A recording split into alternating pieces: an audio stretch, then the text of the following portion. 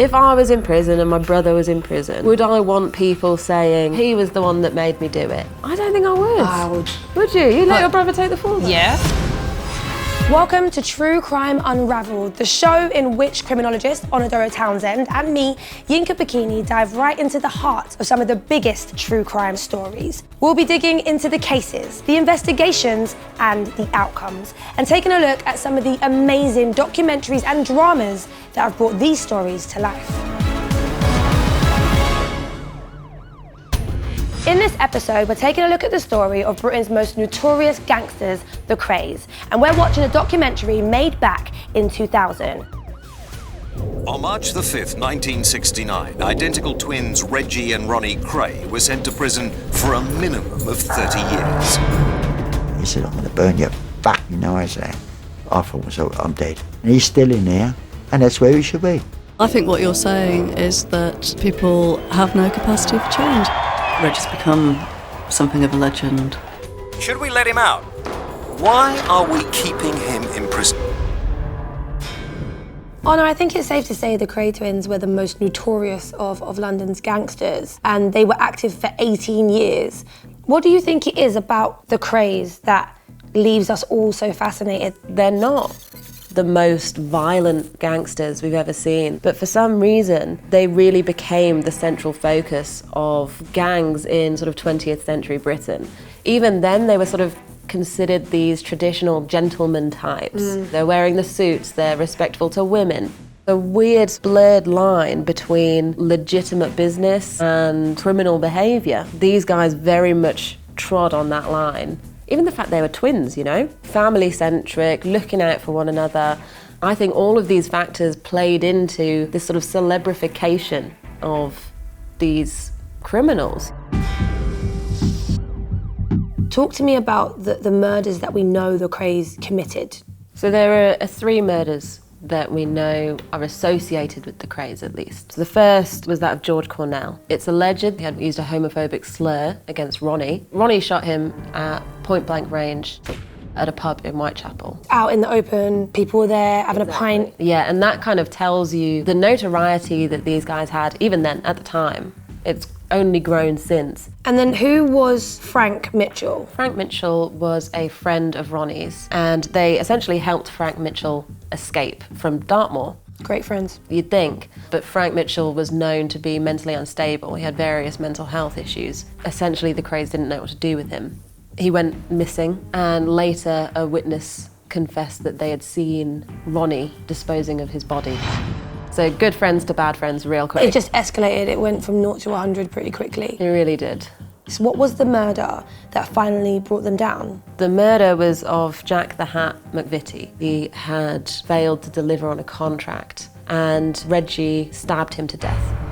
Basically, a lot of people in the Krays inner circle didn't agree with the fact that they'd committed this murder. Jack McVitie was their friend, and they thought that the Krays had gone too far. People started to be more willing to talk. And the jig's up. The jig's up, and the Krays are done. So the twins have been convicted and they've been sent to prison. After 10 years, Ronnie gets moved to Broadmoor and he stays there until he dies. Then this question starts to come in, whether or not Reggie Kray should be released early. Let's take a look at a clip from the documentary where a radio presenter is talking to Reggie Kray's wife about whether or not he should be released from prison.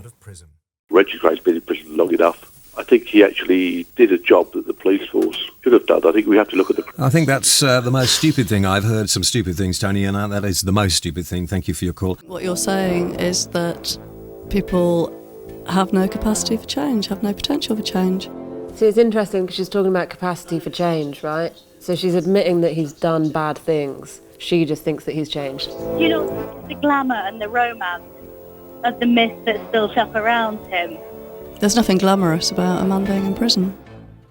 But you get to be on the radio, though, and tell your story for everyone to hear. Yeah, you say it's not glamorous, but then you're doing all right. Yeah. This clip really solidifies that celebrity nature. The fact that you've got someone popping off saying, no, he should stay in jail, and everyone who commits crimes and every gangster should be in jail. I think it really shows you how infamous the Kray twins were and still are. And it's weird that the sort of celebrity seems to like, overtake the crime. You can't let them out because they're going to be rich. Well, there's going to be adoring fans, and then they're going to be like...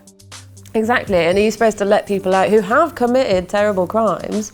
Are you supposed to just let them out into money and celebrity? How can you let that happen? But he looks like a dog who's lost his teeth. You know, from this suave, slicked back gangster to some old dude in a shell suit. Like, are you just keeping them in there because you don't want to go back on your word? Like, nope, I said it was 30 years, so it's gonna be. We've got another clip from the documentary in which people who knew the Kray twins speak about the differences between them. If Reggie sent for you, you'd have a cup of tea with him and you'd walk out. If Ronnie sent for you, you'd take 6 pairs of pants with you. Anybody that said they wasn't frightened of him is telling lies. And I tell you what, if the man was alive today, they would be shitting themselves. I bet they would. You know, in case he did ever get out. Reg, all his life, had this thing that he had to look after this sick, unstable, identical twin brother, and he did look after him. The only trouble was that the unstable, mentally sick twin was the dominant. It begs the question, were they as responsible as each other for the crimes they committed? If we look at the 3 murders, 2 of them were committed by Ronnie, and the 3rd one was egged on by, and as we know, that's a huge factor. There was a really interesting study where they looked at, can people be criminally influenced by their friends? This study really showed that there really is an importance. They were specifically looking at friends, so you can imagine that something like a twin brother. Yeah, so take that, double it, exactly. Give it a little shake, and then we might be a bit close. That's got to be the case for Reggie. Do you know, Reggie had always denied the idea of a dominant twin. Still, it's used as an excuse for him to be released early from prison. But then, if he was looking out for his brother, would he admit it? And would he even be aware of it? Do you know what I mean? Like, if I was in prison and my brother was in prison, would I want people saying, he was the worst, he was the one that made me do it? I don't think I would. I would. Would you? You'd let your brother take the fall? Yeah. Jeez. I think I would commit a crime for my brother. Like, yeah. For what? Like, you mean like help him dispose of a body? Because you're on camera. So I'll be key witness for the prosecution. I'll be like, she told me that she was going to do it. It's very clear that you are a snitch now. Snitch on your brother. Of the club. In this next clip, we've got a guy, and he was a victim, actually, of Ronnie Kray. He was branded with a poker. He makes a case for why Ronnie should actually stay locked up. Judge Melford Stevenson said, you'll go away for at least 30 years. He didn't say he was going to come out after he'd done 30 years, right? And he's still in there, and that's where he should be. He's an animal, and they lock wild animals up.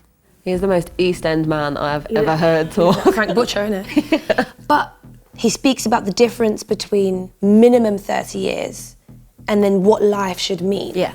But he doesn't think he should even be considered. He thinks minimum, and then we start counting.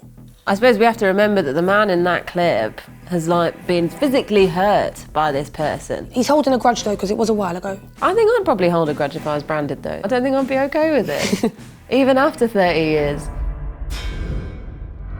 Eventually, Reggie was released on compassionate grounds. Yeah, he was terminally ill. That's why he was allowed out. To me, means that in this case, life meant life. He never said sorry or didn't show adequate remorse. Do you think that is enough of a reason to have kept him in prison for so long? No. What if a person can't show remorse, you know? Who are we as humans to decide and dictate that another human has to act in this way in order to be feeling remorseful? It's very easy to just say sorry if you don't mean it, if you think that it means that you're going to be getting out of prison. And there's something quite reluctantly, I don't want to say admirable, I'm not sure what the word is, about somebody who's like, I'm not, keep me here, it's fine. Yeah. I'm not playing your game. He kind of won a little bit, which is kind of scary. The question, should life always mean life, to me is the most interesting one raised by this documentary. They wanted to incapacitate, I think, but also they wanted to, I think, show them that they weren't bosses anymore, that you don't run this town anymore. We've got you, we've locked you away, and that's where you're gonna rot. Yeah, exactly. And I think they wanted to deter other people from following the same path. It just goes to show anyone else who's even thinking about getting involved in that lifestyle that all it took was one thing and everything fell apart. If you want to watch the full story on Reggie Kray, you can catch it on All 4, alongside a whole range of other amazing true crime programmes.